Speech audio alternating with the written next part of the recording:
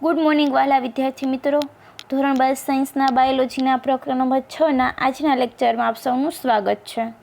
મિત્રો, લાસ્ટ લેક્ચરની અંદર આપણે પ્રત્યાંકન છે તેના વિશેની સંપૂર્ણ માહિતી પૂર્ણ કરેલ છે. હવે ત્યારબાદ આવે છે જનીન સંકેત. હવે મિત્રો, આપણે ડીએનએમાંથી ડીએનએ બનવાની ક્રિયાને સ્વયંજનન કહીએ છીએ તેનો અભ્યાસ કરી લીધો છે. ત્યારબાદ ડીએનએમાંથી જે મેસેન્જર આરએનએ બનવાની ક્રિયા છે તેને આપણે કહીએ છીએ પ્રત્યાંકન અથવા અનુલેખન. એ પણ આપણે જોઈ ગયા છીએ. હવે આપણે શું બનાવવાનું છે કે મેસેન્જર આરએનએ છે તેમાંથી પ્રોટીન બનાવવાનું છે, પરંતુ એ પહેલાં આપણે એક જનીન સંકેત અને ટીઆરએનએ છે તેના વિશે જાણતા હોવા જોઈએ. તો આમ ભાષાંતરણની ક્રિયા એટલે કે મેસેન્જર આરએનએ છે તેમાંથી જે પ્રોટીન બનવાની ક્રિયા છે એના પહેલાં આપણે એક જનીન સંકેત અને ટીઆરએનએ છે તેની રચના જોવાની છે.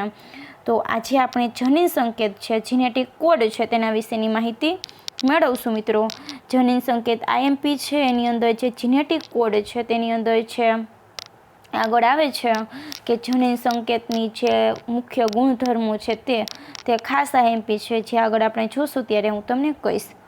હવે આપણે જોઈએ કે જનીન સંકેત એટલે શું, જીનેટિક કોડ એટલે શું. તો આપણે જોઈએ કે પ્રોટીન સંશ્લેષણનો મુખ્ય જે આધાર છે તે કોણ છે? ડીએનએ છે, કારણ કે પ્રોટીન સંશ્લેષણ ડીએનએ દ્વારા જ થાય છે. કેવી રીતે? તો ડીએનએ છે તેની અંદર જે માહિતી રહેલી છે તેની અંદર એક જનીનિક માહિતી છે. હવે એ જનીનિક માહિતી છે એટલે કે આ ડીએનએને આપણે એક જનીનિક માહિતીનું બ્લુ પ્રિન્ટ તરીકે ઓળખી શકીએ. હવે એ જનીનિક માહિતી તે કોને આપે છે? મેસેન્જર આરએનએ આપે છે, એક મેસેજ સ્વરૂપે. અને એ મેસેન્જર આરએનએ છે તે કોષ કેન્દ્રની અંદર રહેલી જે માહિતી છે તેને કોષ રસમાં લાવે છે અને ત્યાં શું કરે છે કે જે ડીએનએ જે માહિતી આપી છે તે માહિતીના આધારે પ્રોટીન સંશ્લેષણનું કાર્ય કરે છે. તો આમ આપણે જોવા જઈએ તો પ્રોટીન સંશ્લેષણ ડીએનએ દ્વારા થાય છે. હવે એકઠી કરેલી એટલે કે જે ભેગી કરેલી જે જનીનિક માહિતી છે તેની બ્લુ પ્રિન્ટનું રહસ્ય છે તે ડીએનએની શૃંખલાના ક્રમમાં ગોઠવાયેલા નાઇટ્રોજન બેઝના ચોક્કસ ક્રમ પર હોય છે. આ બધી માહિતી કેના આધારે હોય છે? તો જે ડીએનએની જે શૃંખલા છે તેનો જે ક્રમ છે તેની અંદર જે ગોઠવાયેલા નાઇટ્રોજન બેઝ છે તેના ઉપર હોય છે. હવે રંગસૂત્રની અંદર આપણે જોવા જઈએ તો ડીએનએની શૃંખલામાં ઘણા બધા જનીનો જોવા મળે છે. અને જનીન એટલે શું? તો એને આપણે રજૂ કરવું હોય તો આપણે કહીએ કે ડીએનએના અણુનો એક નાનો ખંડ અથવા તો સેક્ટર, તેને આપણે જનીન તરીકે ઓળખીએ, કે જ્યાં ડીએનએની લંબાઈ પર ન્યુક્લિયોટાઇડ્સનો અનન્ય એટલે કે એક અજોડ ક્રમ ગોઠવાયેલો હોય છે. હવે દરેક જનીનની અંદર હજારોની સંખ્યામાં એવી બેઝનો અજોડ ક્રમ હોય છે અને જનીનો છે તેના વચ્ચે જે બેઝના ક્રમમાં કેવો ફેરફાર થાય છે એ પણ આપણે જોવાનું છે કે એના કારણે વિકૃતિ પણ આવે છે.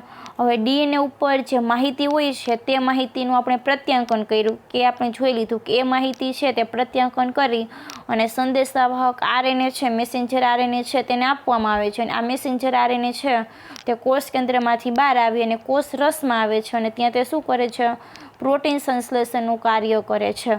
હવે પ્રોટીન સંશ્લેષણનું કાર્ય કરે છે તો હવે આપણે જોઈએ કે ડીએનએ છે એમાંથી આપણે ડીએનએ બનાવવું છે તો તે પૂરકતાના આધારે બનશે, કેમ કે અહીંયા જે પ્રમાણે નાઇટ્રોજન બેઝ હશે એ પ્રમાણે એની પૂરક શૃંખલા નાઇટ્રોજન બેઝ ગોઠવી અને એનું શું કરશે? નિર્માણ કરશે.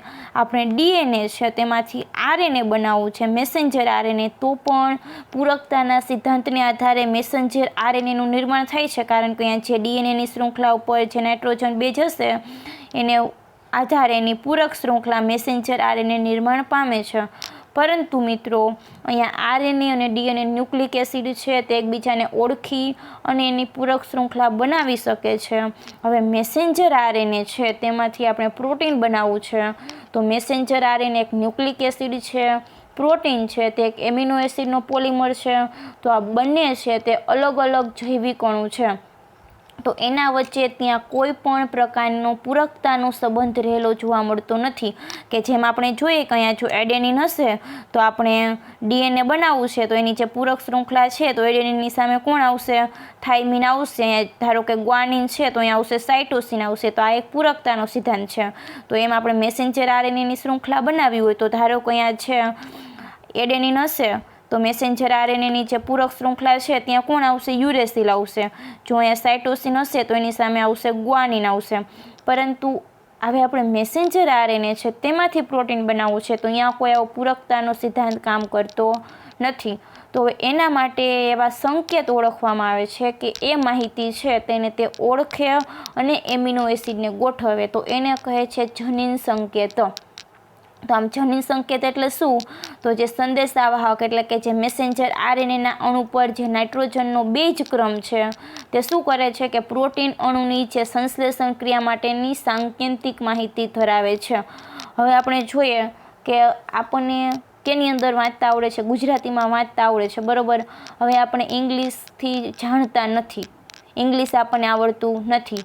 હવે આપણે જોવા જઈએ તો આપણે ગુજરાતી જ આવડે છે, ઇંગ્લિશ નથી આવડતું. હવે કોઈ એવી વસ્તુ આવે છે આપણી પાસે ઇંગ્લિશની અંદર આવે છે, તો શું કરીએ છીએ કે જેને ઇંગ્લિશ આવડતું હોય છે તે શું કરશે કે આપણને ઇંગ્લિશ વાંચી અને સંભળાવશે, કેમ કે આપણને તો ઇંગ્લિશ આવડતું નથી. તો સેમ અહીંયા એવું જ થાય છે કે જે મેસેન્જર આરએનએ છે તે મેસેન્જર આરએનએ ઉપર શું છે? સંદેશો છે.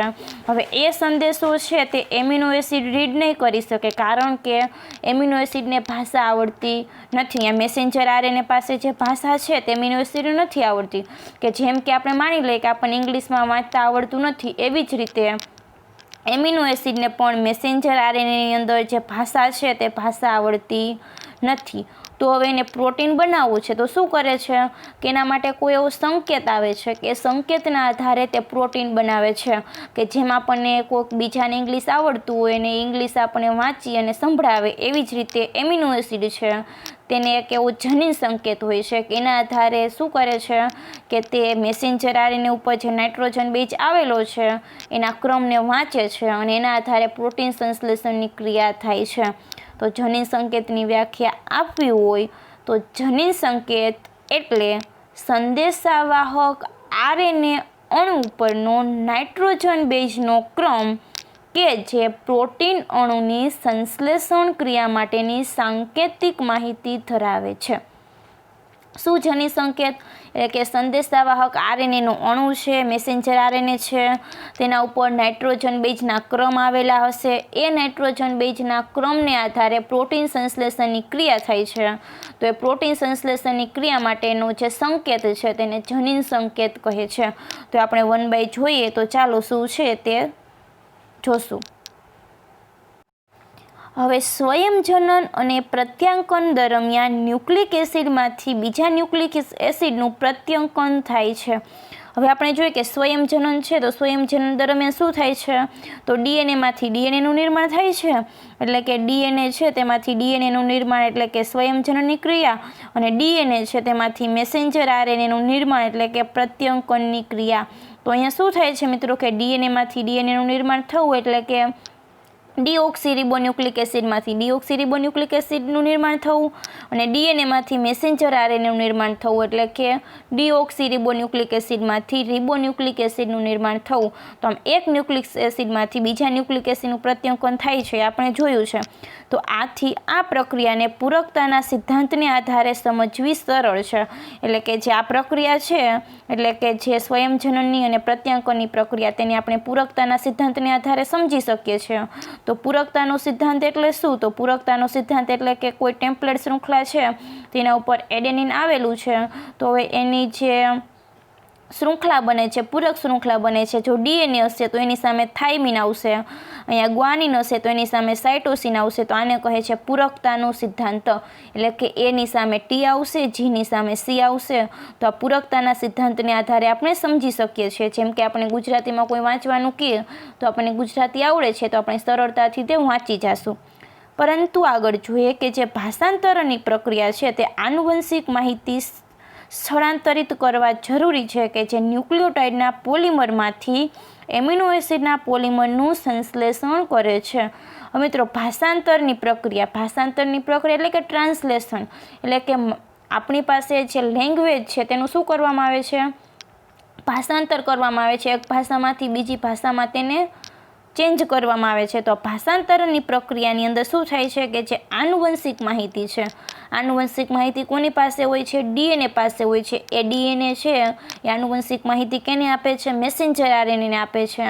અને આ મેસેન્જર આરએનએ ડીએનએનો સંદેશો લઈ અને એમાંથી શું કરે છે? પ્રોટીનનું સંશ્લેષણ કરે છે. તો આમ જે ન્યુક્લિયોટાઇડ છે, ન્યુક્લિયોટાઇડના પોલિમરમાંથી, એટલે ન્યુક્લિયોટાઇડનો પોલિમર એટલે કોણ થશે? ડીએનએ અને આરએનએ. આ ન્યુક્લિયોટાઇડના પોલિમરમાંથી, એટલે કે જે મેસેન્જર આરએનએ છે તે ન્યુક્લિયોટાઇડનો પોલિમર છે, એમાંથી એમિનો એસિડના પોલિમરનું સંશ્લેષણ. હવે એમિનો એસિડના પોલિમર એટલે કોણ થશે? પ્રોટીન થશે. એટલે કે જે પ્રોટીન છે તે એમિનો એસિડનો એક પોલિમર છે. તો આમ ન્યુક્લિયોટાઇડના પોલિમરમાંથી જે એમિનો એસિડનું પોલિમર છે તેનું સંશ્લેષણ કરે છે. હવે આગળ જોઈએ કે એમિનો એસિડ અને ન્યુક્લિયોટાઇડમાં ના તો કોઈ પૂરકતા જોવા મળે છે અને ના તો કોઈ સૈદ્ધાંતિક સ્વરૂપે તેને વિચારી શકાય છે. એટલે કે આપણે પ્રોટીન છે તે બનાવવું છે તો મેસેન્જર આરએનએ એટલે કે ન્યુક્લિયોટાઇડ અને એમિનો એસિડ વચ્ચે કોઈ પૂરકતા જોવા મળતી નથી. કે જેમ આપણે અહીંયા ન્યુક્લિક એસિડની અંદર જોવા મળે છે કે એડેનિન હશે તો એની સામે થાઇમિન હશે, ગ્વાનિન હશે તો એની સામે સાઇટોસિન હશે. તો આવી કોઈ પણ પૂરકતા ન્યુક્લિયોટાઇડ અને એમિનો એસિડ વચ્ચે જોવા મળતી નથી. અને આપણે સૈદ્ધાંતિક સ્વરૂપે તેને વિચારી પણ ના શકીએ કે અહીંયા આ ક્રમ આવેલો છે તો એની સામે આ એમિનો એસિડ આવશે, તેવો કોઈ સિદ્ધાંત પણ છે નહીં. હવે આગળ જોઈએ તો ન્યુક્લિક એસિડ એટલે કે આનુવંશિક દ્રવ્યના ફેરફારથી પ્રોટીનમાં એમિનો એસિડમાં પણ પરિવર્તન આવી જાય છે તે બાબતને આધાર આપતા પૂરતા પુરાવા છે.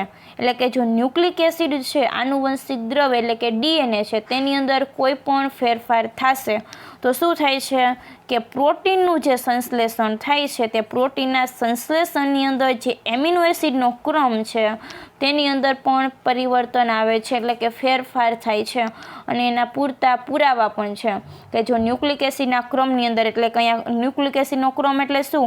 તો આપણે આવો ક્રમ હોય AGTCAG, આવો કોઈ પણ ક્રમ હોય તો ન્યુક્લિક એસિડના ક્રમની અંદર અહીંયા કોઈ પણ ફેરફાર થશે તો એના કારણે જે એમિનો એસિડ છે તે એમિનો એસિડના ક્રમની અંદર આવેલા જે પ્રોટીન છે તેની અંદર પણ ફેરફાર થાય છે. કે જે પ્રોટીન છે તેની અંદર આવેલા એમિનો એસિડનો ક્રમ પણ બદલે છે તેવા પુરાવા પણ મળેલા છે. આથી જનીન સંકેત એટલે કે જીનેટિક કોડની પરિકલ્પનાનો પ્રસ્તાવ થયો કે જે પ્રોટીન સંશ્લેષણ દરમિયાન એમિનો એસિડના અનુક્રમોને નિર્ધારિત કરે છે. હવે શું થયું કે આ પ્રોટીન છે એની અંદર એમિનો એસિડનો ક્રમ બદલાય છે. ક્યારે ક્રમ બદલાય છે? કે જ્યારે ડીએનએની અંદર ક્રમ બદલાય છે ત્યારે. તો એના આધારે વૈજ્ઞાનિકોએ એવું વિચાર્યું કે એવો કોઈ ક્રમ હોવો જોઈએ કે જે ડીએનએ પાસે જે ક્રમ છે એ ક્રમ મેસેન્જર આરએનએમાં જાય છે અને મેસેન્જર આરએનએમાં ક્રમને ઓળખી અને એમિનો એસિડ ગોઠવાય છે. તો જો ડીએનએની અંદર ક્રમમાં ફેરફાર થશે તો મેસેન્જર આરએનએના ક્રમ બદલાશે અને મેસેન્જર આરએનએના ક્રમ બદલાશે તો અહીંયા જે એમિનો એસિડ છે તેનો પણ ક્રમ બદલાય છે. એટલે એને શું પ્રસ્તાવ રજૂ કર્યો કે પ્રોટીનનું જે નિર્માણ થાય છે, પ્રોટીન સંશ્લેષણની ક્રિયા થાય છે એ કેના આધારે થાય છે? એમિનો એસિડના અનુક્રમને આધારે. એટલે કે કયા એમિનો એસિડ પહેલાં ગોઠવાશે તેને આધારે. આડેધડ એમિનો એસિડ ગોઠવાઈને પ્રોટીનનું નિર્માણ કરતા નથી. એમિનો એસિડ છે તે કોઈ ચોક્કસ ક્રમની અંદર ગોઠવાશે. એક્ઝામ્પલ ફોર આપણે જોઈએ તો ધારો કે પહેલાં મિથિયોનિન આવશે, પછી ફિનાઇલેનિન આવશે, લ્યુસીન, સેરિન, ટાયરોસિન, આમ જુદા જુદા પ્રોટીનની અંદર આ એમિનો એસિડનો ક્રમ જુદો જુદો હોય છે. જો ફિનાઇલ એલેનિનની જગ્યાએ સેરિન આવી જાય, સેરિનની જગ્યાએ ટાયરોસિન એમિનો એસિડ આવી જાય તો એના દ્વારા જે પ્રોટીન બને છે તે પ્રોટીન કેવું બનશે? અલગ બનશે, જુદું બનશે. વિચારો મિત્રો કેટલું ડિફિકલ્ટ છે કે ખાલી એક એમિનો એસિડનો ક્રમ બદલાઈ જાય છે અને એ કોઈ નુકસાની નથી. એમિનો એસિડ સારું જ છે છતાં પણ એના કારણે જે પ્રોટીન બને છે તે વિકૃત પ્રોટીન હશે અથવા તો એ પ્રોટીન આપણા માટે નકામું હશે અને એના કારણે આપણને ઘણા બધા રોગો થાય છે કે જે આગળ આપણે જોઈ પણ ગયા છે કે પોઈન્ટ મ્યુટેશનને કારણે જે સિકલ સેલ એનિમિયા થાય છે તે. તો આમ ખાલી એક એમિનો એસિડના ક્રમની અંદર ફેરફાર થાય છે તો એના કારણે જે પ્રોટીન બને છે તે પણ કેવું બને છે? વિકૃત બને છે. તો આમ જે પ્રોટીન છે તેને બનવા માટે જે એમિનો એસિડનો ક્રમ કોણ નક્કી કરે છે? જનીન સંકેત કરે છે, જીનેટિક કોડ. કે એવો કોઈ સંકેત હોય છે કેની અંદર મેસેન્જર આરએનએનો સંકેત વાંચે છે અને એના આધારે એમિનો એસિડ છે તે ક્રમની અંદર ગોઠવાય છે. તો આગળ આપણે જોઈએ શું છે તે. હવે ડીએનએની સંરચના અને આનુવંશિક દ્રવ્યની જૈવ રાસાયણિક પ્રકૃતિનું નિર્દેશન કરવું જેટલું ઉત્તેજનાપૂર્ણ હતું તેનાથી વધારે ચુનૌતીપૂર્ણ કાર્ય જનીન સંકેતનું અર્થઘટન કરવાનું હતું. એટલે કે જે આપણે ડીએનએની રચના જોઈ લીધી, ડબલ હેલિક્સ સ્ટ્રક્ચર છે તેનું સ્વયંજનન થાય છે, અને આનુવંશિક દ્રવ્યની જે જૈવ રાસાયણિક પ્રકૃતિ કેવી છે તે પણ આપણે જોઈ લીધું. હવે આ કાર્ય જેટલું ઉત્તેજનાપૂર્વક હતું, જેટલું ઉત્સાહપૂર્વક હતું, એનાથી પણ વધારે કાર્ય કેવું હતું કે જનીન સંકેતનું અર્થઘટન કરવાનું. એટલે કે જનીન સંકેતો કેવા હશે, જનીન સંકેત કેટલી સંખ્યામાં હશે, 1ની સંખ્યામાં હશે, 2ની સંખ્યામાં હશે, 3ની, 4ની. તો આ જનીન સંકેતનું જે અર્થઘટન કરવું તે કાર્ય પણ એટલું જ મુશ્કેલ હતું. ખરેખર તો તેમાં વિવિધ ક્ષેત્રોના વૈજ્ઞાનિકો જેમ કે ભૌતિકશાસ્ત્રી, કાર્બનિક રસાયણશાસ્ત્રી અને જૈવ રસાયણશાસ્ત્રી અને જનીનશાસ્ત્રીના સહયોગની આવશ્યકતા હતી. હવે આ જનીન સંકેતનું અર્થઘટન કરવા માટે ખાલી જીનેટિક્સની અંદર કાર્ય કરતા જીવવિજ્ઞાનીનું જ કામ નહોતું, પણ એના માટે બધા સાયન્ટિસ્ટોની કામ હતી. કયા કયા? ભૌતિકશાસ્ત્રી છે, કાર્બનિક રસાયણશાસ્ત્રી. ભૌતિકશાસ્ત્રી એટલે કે ભૌતિક વિજ્ઞાનના પારંગત, કાર્બનિક રસાયણશાસ્ત્રી એટલે કે જે કેમિસ્ટ્રીની અંદર જે ઓર્ગેનિક કેમિસ્ટ્રી છે તેના પારંગત. ત્યારબાદ જૈવ રસાયણશાસ્ત્રી એટલે કે જે બાયોકેમિસ્ટ્રી છે તે, કે જેની અંદર જીવવિજ્ઞાન અને કેમિસ્ટ્રી બંને ભેગું આવે એવા. ત્યારબાદ જનીનશાસ્ત્રી એટલે કે જે આપણે ભણીએ છીએ તે જનીન વિદ્યા. તો આ દરેક વૈજ્ઞાનિકોની એની અંદર જરૂર હતી, એના સહયોગની જરૂર હતી. હવે જ્યોર્જ ગેમો એક ભૌતિકશાસ્ત્રી હતા અને જેનો વિચાર હતો કે જો બેઝ માત્ર 4 હોય અને 20 એમિનો એસિડનું સંકેતન કરવાનું હોય તો સંકેતનના નિર્માણમાં બેઝનો સમૂહ બનતો હશે. અહીંયા મિત્રો જે આ જ્યોર્જ છે ગેમો છે તેને 1954ની અંદર આવું જણાવ્યું. હવે એના પહેલાં આપણે આપણી રીતે સમજી શકીએ કે કેવી રીતે સાયન્ટિસ્ટોએ શોધ કરી કે જનીન સંકેત કેવા હશે તે. હવે વૈજ્ઞાનિકોએ પહેલાં એવું કહેતું કે આપણી પાસે બેઝ કેટલા છે? 4 છે. કયા કયા છે? એ છે, જી છે, સી છે અને યુ છે. બરોબર, આ 4 છે આપણી પાસે, કેમ કે મેસેન્જર આરએનએ છે એટલે યુરેસિલ આવશે. હવે આ 4 છે, બેઝ છે, તો આ એક જે સંકેત, એક નાઇટ્રોજન બેઝ છે તે એમિનો એસિડનું સંકેતન કરતું હશે તો આપણને કેટલા સંકેત મળશે? 4 સંકેત મળશે. તો આ 4 સંકેત મળશે તો આપણી પાસે એમિનો એસિડ કેટલા છે? 24 છે.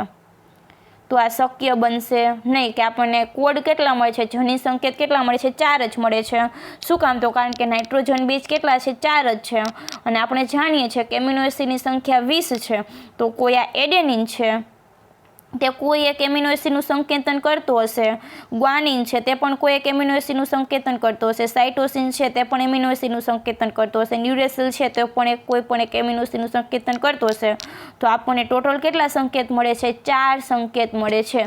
અને આપણી પાસે એમિનો એસિડ કેટલા છે? 24 છે. તો આ જે એકાક્ષરી સંકેત છે તે સંભવ નથી. એટલે કે આને કહે છે એકાક્ષરી, એટલે કે એક અક્ષરવાળો સંકેત. તો આ વસ્તુ પોસિબલ બનશે નહીં.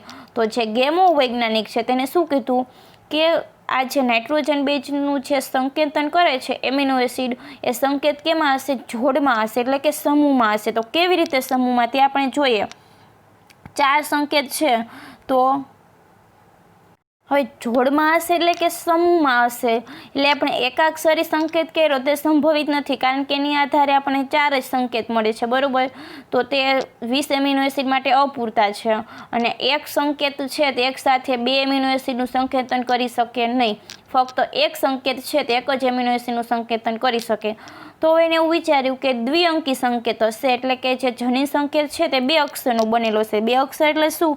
તો અહીંયા આપણે કોષ્ટકની અંદર જોઈએ તો એ, તો આવી રીતે આ એ છે તે 2 ભેગા મળીને કોઈ એક એમિનો એસિડનું સંકેતન કરતો હશે.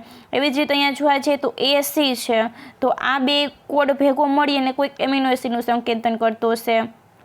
AG તે પણ ભેગું મળીને કોઈક એમિનો એસિડનું સંકેતન કરતું હશે. AU એટલે કે આવી રીતે જો દ્વિઅક્ષરી સંકેત હોય તો એના આધારે આપણે જોવા જઈએ તો આપણને કેટલા સંકેત મળશે કે 4 આ બાજુ છે અને 4 અહીંયા છે. તો એ 2 ભેગા થાય તો આપણને કેટલા મળશે? 16 મળશે. તો આપણી પાસે એમિનો એસિડ કેટલા છે? 20 છે. હજી પણ શું થાય છે કે કોડ ખૂટે છે. તો આ દ્વિઅક્ષરી જે સંકેત છે તે પણ હશે નહીં. પહેલાં તો એને એક એકનું કર્યું તો એ પણ નહીં હોય, કારણ કે 4 મળે છે, અહીંયા કેટલા મળ્યા 16 મળ્યા, તો એ પણ હશે નહીં. તો એને એવું વિચાર્યું કે સંકેતની સંખ્યા કેટલી હશે, 3 હશે. જો 3 હશે તો અહીંયા આપણે જોવા જઈએ તો ત્રિઅક્ષરી સંકેત હશે તો 4 × 4 × 4 કરી તો એની સંખ્યા કેટલી આવે છે, 64 આવે છે. તો આમ જનીન સંકેત 3 અક્ષરનો બનેલો હશે તેવું તેને ધારણા કરી અને એના આધારે કીધું કે આપણી પાસે એમિનો એસિડ 20 છે અને જે આ સંકેત મળે છે તે કેટલા મળે છે, 64 મળે છે. તો એવું હોઈ શકે કે એક એમિનો એસિડ માટે જે જનીન સંકેત છે તેની સંખ્યા કેટલી હશે, વધારે હશે. એટલે કે 3 સંકેતો ભેગા મળીને કોઈ એક એમિનો એસિડનું સંકેતન કરતા હશે એવી રીતે. તો એ હવે આપણે જોવાનું છે કે કેવી રીતે જનીન સંકેત છે તે સંકેતન કરે છે એમિનો એસિડનું તે. તો જ્યોર્જ ગેમોવ કે જે એક ભૌતિકશાસ્ત્રી હતા, એટલે કે તે ફિઝિક્સની અંદર કામ કરતા હતા અને તેને બાયોલોજીની અંદર જે જનીન સંકેતનું અર્થઘટન કર્યું છે 1954ની અંદર. એનો વિચાર એવો હતો કે બેઝ કેટલા છે, 4 છે, અને એમિનો એસિડ કેટલા છે, 20 છે. તો એનું સંકેતન કરવાનું હોય તો સંકેતના નિર્માણમાં બેઝનો સમૂહ બનતો હશે, એટલે કે બેઝ સમૂહમાં ગોઠવાયેલા હશે. મેં જેવી રીતે તમને દર્શાવ્યું એવી રીતે તેઓએ સૂચવ્યું કે બધા જ 20 એમિનો એસિડના સંકેતન માટે સંકેત 3 ન્યુક્લિયોટાઇડ્સનો બનેલો હોય છે, એટલે કે તે 3 ન્યુક્લિયોટાઇડનો બનેલો હશે. અને આ એક મજબૂત પ્રસ્તાવ હતો અને જેનાથી આપણને કેટલા કોડ મળે છે, 4 × 4 × 4 એટલે કે 64 સંકેતનું નિર્માણ થતું હશે. અને જે આ રીતે જે બનતા સંકેત છે તે જરૂરિયાત કરતાં કેટલા છે, ઘણા વધારે હોય છે. કારણ શું, તો કારણ કે આપણી પાસે એમિનો એસિડ કેટલા છે, ફક્ત 20 જ છે અને એનું સંકેતન કરવાવાળા જનીન સંકેત આપણને કેટલા મળે છે, 64 મળે છે. તો આમ જે આપણી પાસે સંખ્યા છે તેના કરતાં સંકેતન કરવાવાળા જનીન સંકેતો છે તે કેટલા છે, વધારે છે. એટલા માટે અહીંયા કીધું છે કે આ રીતે જે બનતા સંકેતો છે તે જરૂરિયાત કરતાં ઘણા વધારે હોય છે. હવે ત્યારબાદ આગળ જોઈએ કે શું કીધું છે તે સંકેત ત્રિઅક્ષરી હોય છે તેનું પ્રમાણ આપવું અત્યંત કઠિન કાર્ય હતું. એટલે કે સંકેત છે તે 3 અક્ષરનો બનેલો છે. 3 અક્ષર એટલે કેવી રીતે, એ આવી રીતે, પછી AUG, CCC. તો આવી રીતે 3 અક્ષરનો જે સંકેત બનેલો છે એનું પ્રમાણ આપવું કેવું હતું, અત્યંત કઠિન હતું. અત્યારે આપણે કહી દઈએ છીએ કે 1નું નહીં હોય, 2નું નહીં હોય, 3નો બનેલો હશે. શું કામ, તો કારણ કે આપણી પાસે પુરાવા છે એટલા માટે. બાકી એ સમયની અંદર જ્યારે તેમને કોઈ જાણ જ નહોતી, અનનોન બધી વસ્તુ હતું અને એમાંથી તેને આ બધું રિસર્ચ કર્યું છે, તો ત્યારે આ કાર્ય છે તે અત્યંત કઠિન હતું. અત્યારે આપણને ભણવામાં પણ મુશ્કેલી પડે છે મિત્રો, કે યાદ નથી રહેતું ના ને તે ને XYZ. પરંતુ વિચારો કે આપણી પાસે તો અત્યારે ડાયરેક્ટ મટીરિયલ્સ જ પ્રિપેર કરેલું છે, છતાં પણ આપણને આટલી મુશ્કેલી પડે છે. તો એ જે એની પાસે તો કંઈ હતું નહીં અને એમાંથી એને આ બધું બનાવ્યું, તો એના માટે કેટલું મુશ્કેલ હશે. તો આમાં કાર્ય છે તે કઠિન હતું. અને હરગોવિંદ ખોરાના કે આપણા ભારતના એક સાયન્ટિસ્ટનું નામ આવ્યું છે બુકની અંદર મિત્રો, કે જે આપણા માટે ગૌરવની વાત છે કે હરગોવિંદ ખોરાના છે તે એક ભારતીય સાયન્ટિસ્ટ છે અને તેને નિશ્ચિત બેઝ એટલે કે સમપોલિમર અને સહપોલિમરના જોડાણવાળા RNAના અણુના સંશ્લેષણની રાસાયણિક પ્રક્રિયાની શોધ કરી હતી. હવે હરગોવિંદ ખોરાનાએ શું કર્યું હતું કે એને કોઈ નિશ્ચિત બેઝ લીધો અને એના કારણે સમપોલિમરના જોડાણવાળા જે RNAના અણુ છે તેના સંશ્લેષણની રાસાયણિક પ્રક્રિયાની શોધ કરી હતી. હવે સમપોલિમર એટલે શું મિત્રો, એ હું તમને જણાવું છું. ધારો કે કોઈ આ મેસેન્જર RNA છે તે મેસેન્જર RNAની શૃંખલા પર ફક્ત આપણને જોવા મળે છે નાઇટ્રોજન બેઝ તરીકે UUU, આવી રીતે ફક્ત UUU જ હશે. હવે આ UU છે તે કોઈ એક એમિનો એસિડનું સંકેતન કરે છે અને એ એમિનો એસિડનું સંકેતન કરે છે તે એમિનો એસિડ છે ફિનાઇલ એલેનિન. તે કેનું સંકેતન કરે છે, ફિનાઇલ એલેનિન નામના એમિનો એસિડનું સંકેતન કરે છે. હવે અહીંયા UU છે તો એના આધારે અહીંયા જે એમિનો એસિડ આવશે તે કયું આવશે, ફિનાઇલ એલેનિન આવશે. અહીંયા પણ કયું આવશે, ફિનાઇલ એલેનિન. તો આ દરેક એમિનો એસિડ છે તે ક્યાં હશે, ફિનાઇલ એલેનિન જ હશે. તો આમ અહીંયા જે પોલિમર બને છે તે પોલિમર કેવો હશે, સમપોલિમર. પ્રોટીનનો પોલિમર છે પરંતુ સમપોલિમર. એટલે સમપોલિમર એટલે કે એવો પોલિમર કે એની અંદર જે ભાગ લેતા મોનોમરના જે એકમો છે તે કેવા હશે, એક સરખા જ હશે. તો અહીંયા ફિનાઇલ એલેનિન એક જ કયો છે મોનોમર છે તો એને કહે છે સમપોલિમર. જો જુદા જુદા એમિનો એસિડ ગોઠવાય અને પ્રોટીન બનાવે છે તો એને કહે છે વિષમ પોલિમર. તો આમ જે હરગોવિંદ ખોરાના છે તેને શું કર્યું કે આમ જે આરએનએ છે તેમાંથી એવી નિશ્ચિત બેઝ લીધી અને એના કારણે તે સમપોલિમર છે એનું સંશ્લેષણ કર્યું અને ત્યારબાદ એને જોયું કે જો આરએનએની અંદર યુ કોડ હશે તો ફક્ત અહીંયા કયો એમિનો એસિડ ગોઠવાય છે ફિનાઇલ એલેનિન જ આવે છે, બીજો એ કંઈ આવતો નથી. તો આવી રીતે દરેક એમિનો એસિડનું સંકેતન માટેના કોડ છે તેને નક્કી કર્યા કે જેવી રીતે યુ છે એટલે ફિનાઇલ એલેનિનનું સંકેતન કરે છે. ત્યારબાદ લઈ લઈએ કે યુએ છે તો આવો યુએ વાળો કોડ છે તે કોઈ એમિનો એસિડનું સંકેતન કરતો હશે તે લ્યુસીનનું સંકેતન કરે છે. તો આવી રીતે તેને દરેક એમિનો એસિડ માટેના કોડ છે તે નક્કી કર્યા, એની શોધ કરી. હવે ત્યારબાદ આગળ જોઈએ કે શું આવે છે તે માર્સેલ નિરેનબર્ગની પ્રોટીન સંશ્લેષણ માટેની જે કોષ મુક્ત પ્રણાલી છે સેલ ફ્રી સિસ્ટમ છે એ પણ સંકેતના અર્થઘટન માટે કેવી હતી, ખૂબ જ મદદરૂપ હતી.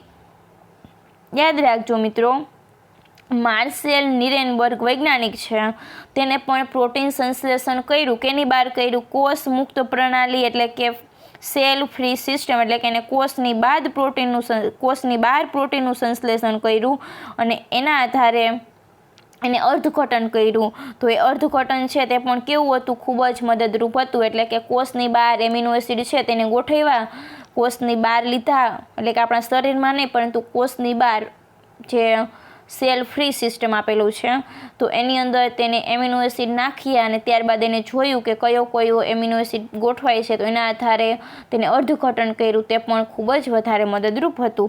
ત્યારબાદ છે સેવેરો ઓકાયા ઉત્સેચક કે પોલીન્યુક્લિયોટાઇડ ફોસ્ફોરાઇલેજ આરએનએને સ્વતંત્ર રૂપે આરએનએનું ઉત્સેચકીય સંશ્લેષણ એટલે કે ટેમ્પલેટના નિશ્ચિત અનુક્રમ સાથે બહુલીકરણ થવા માટે સહાયતા પ્રદાન કરે છે.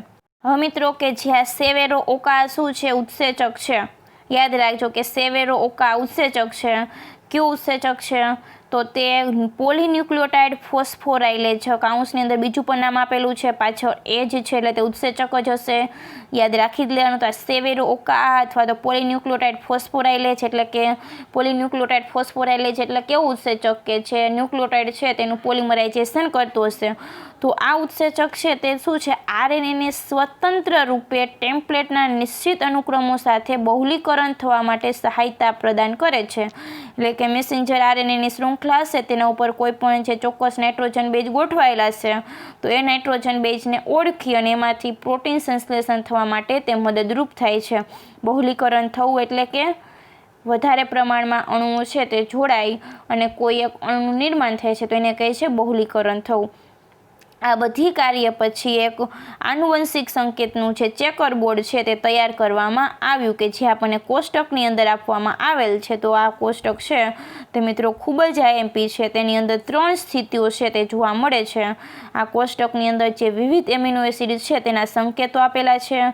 એની અંદર આપણે જોઈએ કે 3 સ્થિતિ જોવા મળે છે જે તમને આપેલી પણ છે કે પ્રથમ સ્થિતિ, દ્વિતીય સ્થિતિ અને તૃતીય સ્થિતિ. બનાવવું સાવ સહેલું છે મિત્રો.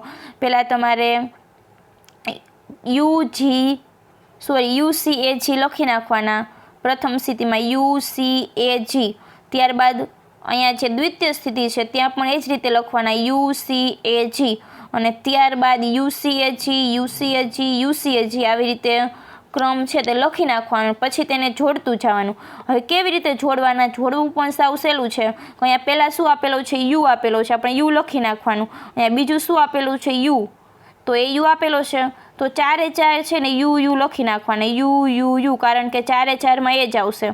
હવે આપણે આ 2 સંકેત તો મળી ગયા છે કે જે આપણે દ્વિઅંકી સંકેતની અંદર જોયું, પરંતુ આ 2 પૂરતા નથી તો પાછો ત્રીજો એડ કરવાનો છે. તો અહીંયા જે આપેલું છે ને UCAG ડાયરેક્ટ તમારે લખી નાખવાનું UCAG તો બની ગયું. જો આ પહેલું બોક્સ છે અહીંયા જે આપેલું છે તે પહેલું બોક્સ બની ગયું કે એની અંદર યુ પહેલાં લખી નાખવાના 4 ખાનામાં પછી UCAG મૂકી દેવાના.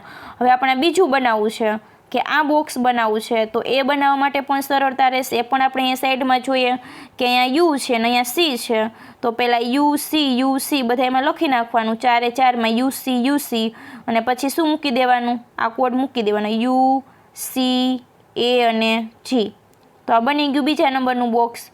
ત્યારબાદ ત્રીજાનું કરવું હોય તો અહીંયા યુ છે, અહીંયા એ છે, તો પહેલાં યુ એ કરી નાખવાનું, પછી યુ સી એ જી. તો આવી રીતે ત્રિઅંકી સંકેત છે તે બનાવવામાં આવે છે. અને મિત્રો આ જે ત્રિઅંકી સંકેત છે તેમાં તમને બાજુમાં નામ આપેલા છે 3 અક્ષર ABCD વાળા, તે પણ આપણે જોઈએ શું છે એ. હવે મિત્રો એ પહેલાં એક કહી દઉં કે જો કદાચ એક્ઝામની અંદર આ કોષ્ટક પૂછાય કે એમિનો એસિડ માટેના સંકેતો માટેનું કોષ્ટક, તો તમે ખાલી કોડ લખી લેશો કે યુ ને યુસી ને યુએ ને, તો એના માર્ક્સ તમને મળશે નહીં. આવે તો કોઈ સારા હશે તો 1 માર્ક્સ અથવા તો અડધો માર્ક્સ આપશે. પરંતુ શું મહત્વનું છે કે એની બાજુમાં જે 3 અક્ષરવાળા ABCDના 3 અક્ષરવાળા જે એમિનો એસિડ આપેલા છે તે લખવા જરૂરી છે અને આપણે યાદ પણ રાખવાના છે. કારણ કે MCQની અંદર પૂછાય કે યુ જે કોડ છે તે કયા એમિનો એસિડનો છે, તો આપણને ખબર હોવી પડે. તો અહીંયા મિત્રો હું તમને નામ બોલું છું કે અહીંયા તો ખાલી 3 અક્ષરના જ આપેલા છે, પરંતુ એના પૂરા નામ બોલું છું કે કયો એમિનો એસિડ છે તે. અહીંયા જે PHE કરીને આપેલો છે તે છે ફિનાઇલ એલેનિન, એના નીચેનો છે ફિનાઇલ એલેનિન. ત્યારબાદ LEU વાળો છે, આ LEU વાળો જે એમિનો એસિડ છે તે છે આઇસોલ્યુસિન. ત્યારબાદ લ્યુસિન UUA અને જે UUG વાળો છે LEU તે છે લ્યુસિન. નીચે પણ લ્યુસિન આ દરેકની અંદર LEU એટલે લ્યુસિન આવશે. ત્યારબાદ આગળ જોવા જઈએ ILE એટલે આઇસોલ્યુસિન.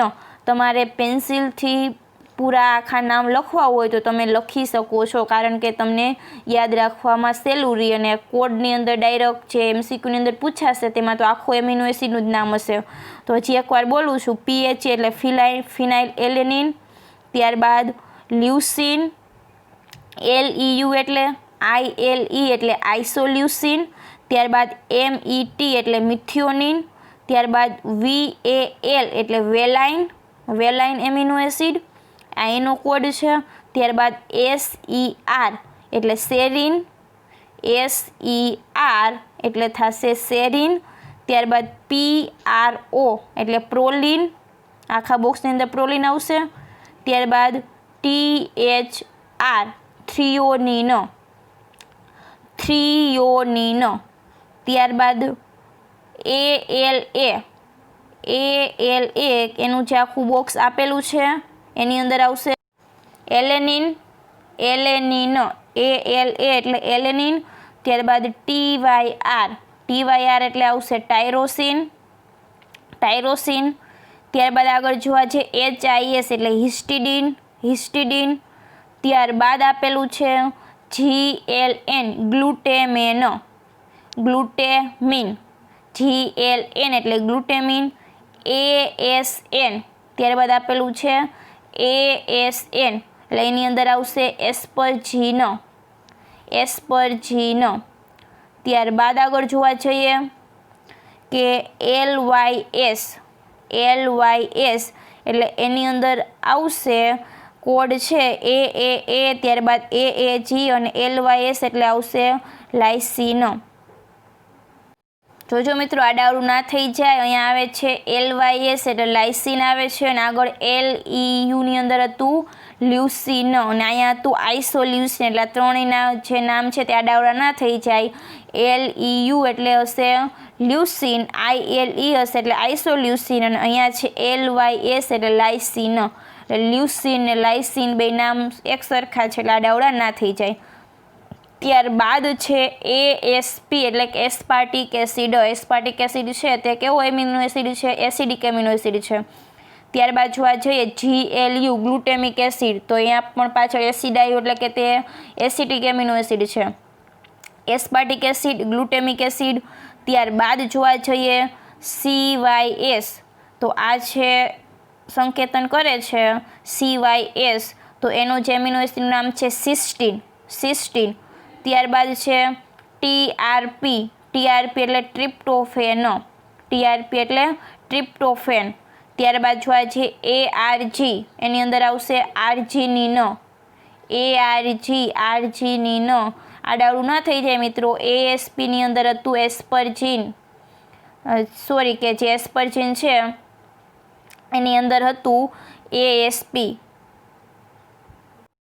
તો મિત્રો અહીંયા જે ARG છે તે આર્જિનિનનો છે, એટલે અહીંયા પણ આડાવડું ના થઈ જાય.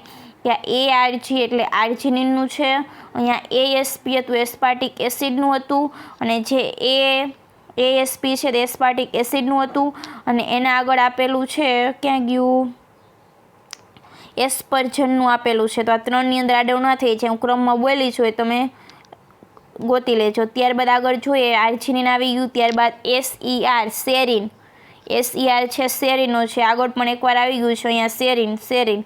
ત્યારબાદ GLY કેનો છે? ગ્લાયસીનનો છે. અહીંયા પણ જોજો કે આ છે તે ગ્લાયસીન છે, અને આગળ હતું ગ્લુટામેન. ગ્લાયસીન છે અહીંયા, ત્યારબાદ ગ્લુટામેન હતું. તો આ છે કોડની અંદર યાદ રાખજો, અહીંયા છે ગ્લુટામેન છે, તો આ ડાવડા ના થઈ જાય. અને ગ્લુટેમિન પણ હતું, તો આ દરેકનું યાદ રાખજો.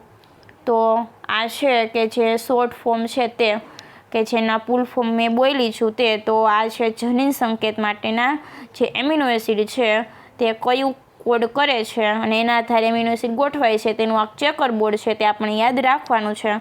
હવે ત્યારબાદ આપણે જોવાના છે કે જનીન સંકેતના ગુણધર્મો, કે જનીન સંકેત છે તેના ગુણધર્મો કેટલા છે અને કયા છે તે. હવે જે જનીન સંકેતના મુખ્ય ગુણધર્મો કયા છે તે નીચે મુજબ છે તે આપણે જોઈએ. તો જનીન સંકેત ત્રિઅંકી છે, એટલે કે કેટલા અંકનો બનેલો છે? 3 અંકનો બનેલો છે. તે આપણે ઉપર જોયું કે UU છે, UUC છે, UUA, UUG. તો આમ જનીન સંકેત 3 અંકનો બનેલો છે, એટલે કે ત્રિઅંકી છે. હવે એમાંથી આપણે જોવા જઈએ તો 61 સંકેતો છે તે એમિનો એસિડ માટે સંકેતન કરે છે. 3 સંકેતો કોઈ એમિનો એસિડનું સંકેતન કરતા નથી. આથી તેઓનું કાર્ય સમાપ્તિ સંકેત તરીકેનું છે. તો મિત્રો યાદ રાખજો કે આપણી પાસે ટોટલ કેટલા સંકેત છે? 64 સંકેત છે. એમાંથી એમિનો એસિડનું સંકેતન કરવાવાળા સંકેત કેટલા છે? 61 છે.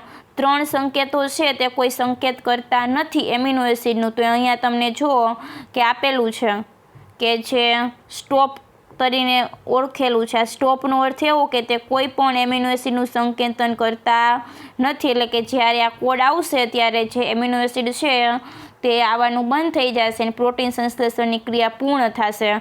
તો આ જે સંકેતન નથી કરતા તો એને કહે છે સ્ટોપ કોડિન. તો આ પણ યાદ રાખજો કે 64માંથી 61 સંકેતો સંકેતન કરે છે, 3 સંકેતો સંકેતન કરતા નથી, અને એનું કાર્ય શું છે? સમાપ્તિ સંકેતનું, એટલે કે સ્ટોપ કોડોન તરીકે કાર્ય કરે છે.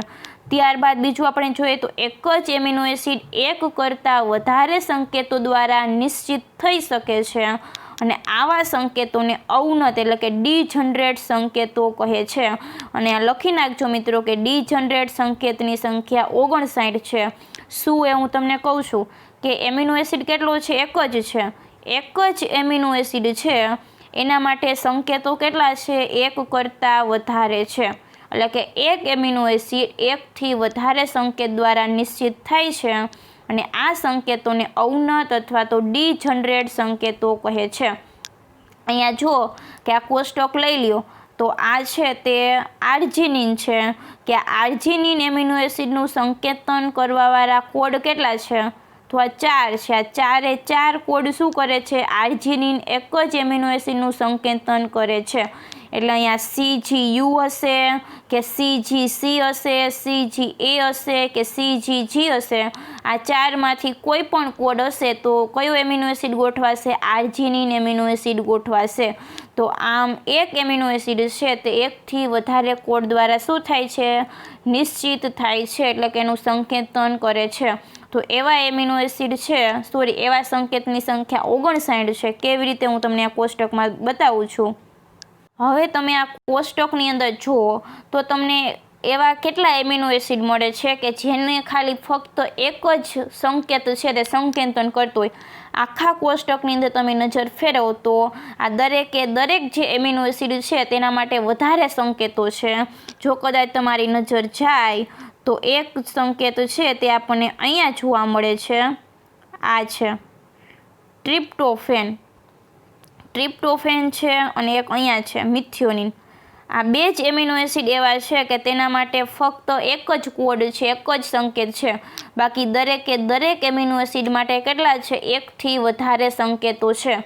તો મિત્રો આ પણ પ્રશ્ન આવી શકે, તમને પ્રશ્ન પૂછાય કે એવા એમિનો એસિડ કયા છે કે તે ફક્ત એક જ સંકેત દ્વારા નિશ્ચિત થાય છે, તો તે છે મિથિયોનિન અને બીજો છે ટ્રિપ્ટોફેન. તો આ બંને એવા છે કે તેના ફક્ત એને એક જ સંકેત છે. હવે આને બાદ કરતા બધાય સંકેતો અવનતની અંદર આવશે. તો આપણી પાસે ટોટલ કેટલા છે? 64 છે. 64માંથી 3 તો નીકળી જશે, 3 નીકળી ગયા. કયા નીકળી ગયા? સ્ટોપ. એટલે કેટલા વધ્યા? 61 વધ્યા.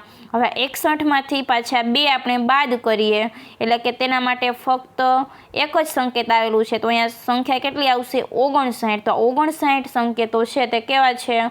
અવનત અથવા તો ડીજનરેટ સંકેતો છે. એક આ અને એક આને બાદ કરતા અને એ સિવાયના જે આપણા સ્ટોપ કોડોન છે તેને બાદ કરતા બાકીના બધાય કેવા છે? અવનત છે. શું કામ? તો કારણ કે એક એમિનો એસિડના માટે એકથી વધારે સંકેતો છે તે આવેલા છે એટલા માટે. અહીંયા ફક્ત આના માટે એક જ આવેલું છે અને મિથિયોનિન માટે પણ એક જ આવેલો છે. એટલે યાદ રાખજો કે અવનત જે એમિનો એસિડ છે, અવનત સંકેતો છે તેની સંખ્યા કેટલી છે? 59 છે તે.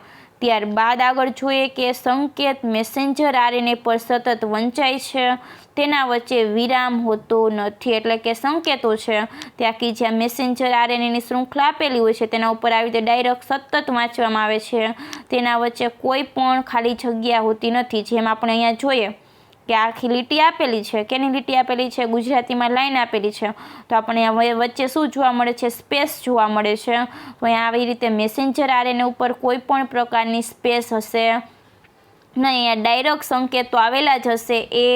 એ છે, યુ છે, UG એ છે. આમ ડાયરેક્ટ સતત સંકેતો આવેલા હશે અને તે સતત વંચાય છે, તેમાં વચ્ચે કોઈ પણ અવકાશ વિરામ જોવા મળતો નથી. ત્યારબાદ જનીન સંકેત સર્વવ્યાપી છે, એટલે કે યુનિવર્સલ છે. કેવી રીતે યુનિવર્સલ છે?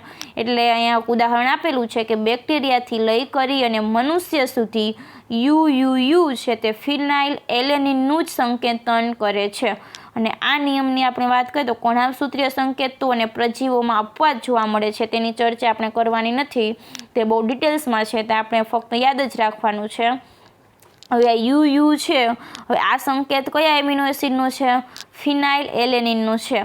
હવે તે બેક્ટેરિયાની અંદર એ ફિનાઇલ એલેનિન માટે આ જ સંકેત રહેશે અને મનુષ્યની અંદર પણ ફિનાઇલ એલેનિન એમિનો એસિડ માટે આ જ સંકેત રહેશે, બદલી જતો નથી.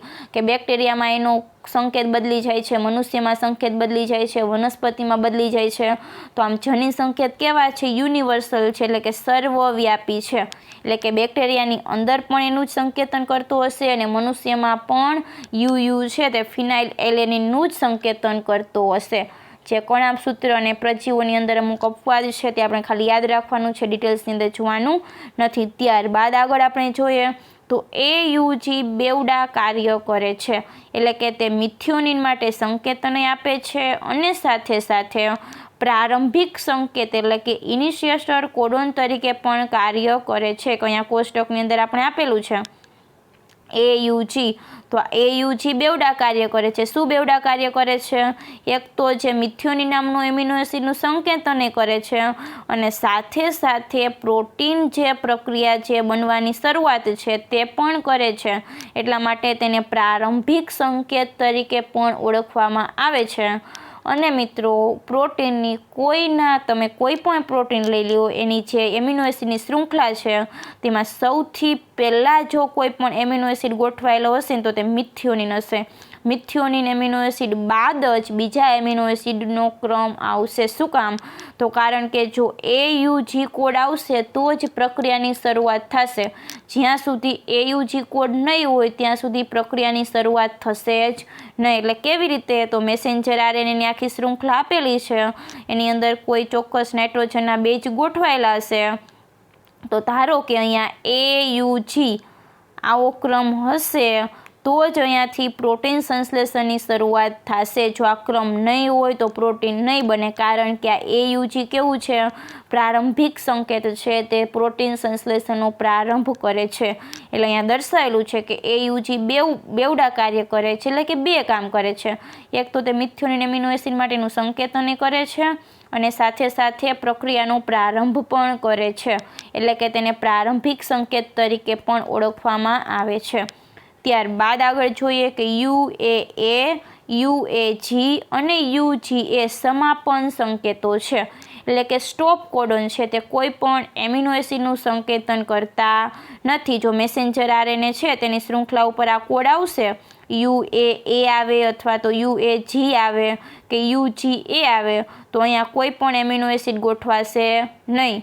આનો અર્થ આવી ગયો, આ કોડ આવી ગયો એટલે એનો અર્થ એવો કે અહીંયા પ્રક્રિયા કેવી કરવાની છે, સ્ટોપ કરવાની છે, પૂરી કરવાની છે.